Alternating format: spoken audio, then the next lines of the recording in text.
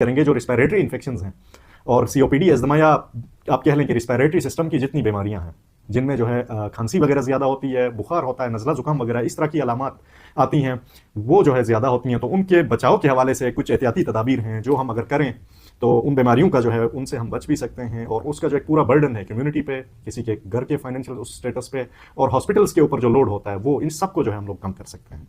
पहली चीज़, respiratory infections के लिए आपने जो है मैं एहतियाती तदाबीर बताता जाऊंगा, उन पे आपने अमल करना है।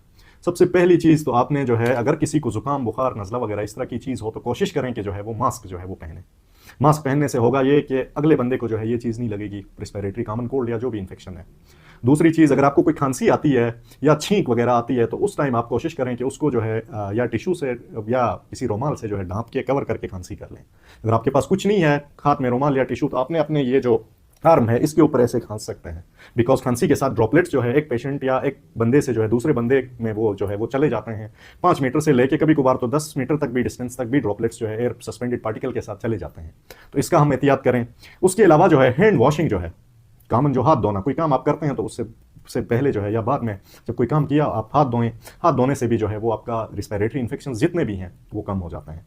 उसके अलावा जो है हाथों को जो है मुंह पे, ज़बान पे या चेहरे पे, ज़्यादा कुछ लोगों की आदत होती है कि चेहरे पे ज़्यादा टच करते हैं, तो फ्लू वगैरह कुछ हो तो आप कोशिश करें कि हाथों को जो है मुंह पे बहुत ज़्यादा टच वगैरह वो ना करें। उसके अलावा जो है क्लोज कॉन्टेक्ट्स जो है उनसे थोड़ा सा, मतलब जब आपको खांसी बुखार वगैरह हो तो लोगों से थोड़ा सा अवॉइड, डिस्टेंस में रहें तो आपके लिए आसानी होती है, अगले बंदे पे ये चीज़ें नहीं लगती।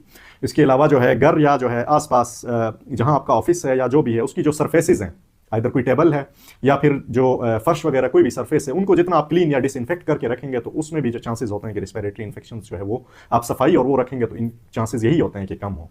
इसके अलावा वेंटिलेशन का भी जो है यानी कि घर में जो खिड़कियां और जो हवादार घर होते हैं उनमें रिस्पायरेटरी इन्फेक्शन के चांसेस जो है वो बहुत कम होते हैं।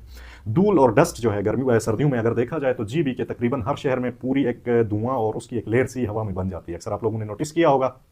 तो घरों में जो है सर्दी की वजह से कुछ लोग आग जलाते हैं, कुछ लोग डिफरेंट जो है वो कंजम्पशन बहुत ज़्यादा बढ़ती है लकड़ी की और धुआं जो प्रोडक्शन धुएं की होती है वो बहुत ज़्यादा बढ़ जाता है। उसकी वजह से जितनी भी रिस्पायरेटरी बीमारियां हैं वो बढ़ने के चांसेस होते हैं। तो कोशिश करें कि धूल से जो है खुद को बचा लें। हाथ जो है, एक दफ़ा मैं फिर रिपीट कर रहा हूँ, हाथ जो है वो धो लें, चेहरे पे हाथ जो है वो ज़्यादा टच ना करें।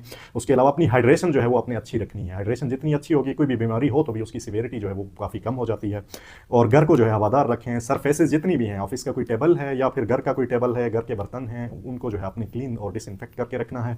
उसके अलावा जो है अक्सर लोगों का ये होता है कि सिगरेट स्मोकिंग वगैरह और इस तरह की चीज़ें या हुक्का वगैरह ये ज़्यादा पीते होते हैं। उनसे मैं गुजारिश करूंगा कि सिगरेट, एक तो कोशिश करें कि खुद सिगरेट ना पिएं, हुक्का या कोई शीशा ये चीज़ें ना यूज़ करें।